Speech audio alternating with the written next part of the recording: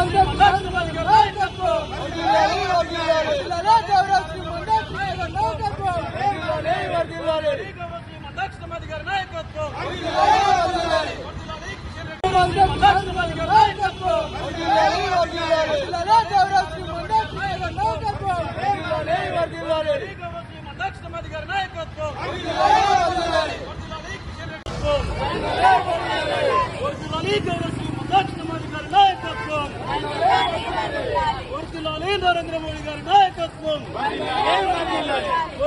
నరేంద్ర ఈరోజు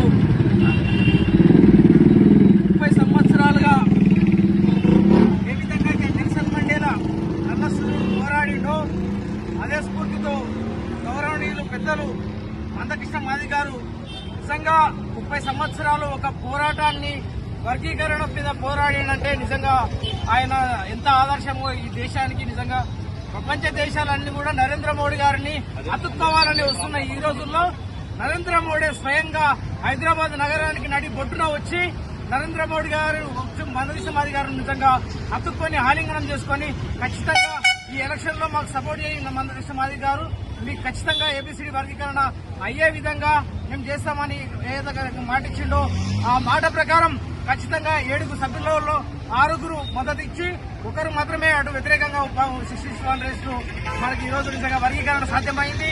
ఈ వర్గీకరణ సాధ్యం కావడంతో నిజంగా ఈ రోజు తెలంగాణ రాష్ట్రంలో రాబోయే రోజుల్లో ఏ విధంగా అయితే ఎలక్షన్ టైంలో రేవంత్ రెడ్డి గారు రిజర్వేషన్లు రద్దు చేశామని కుట్ర చేసి కొన్ని వీడియోలు పీఎఫ్ఐ ఫేక్ వీడియోలు పంపించడం జరిగింది.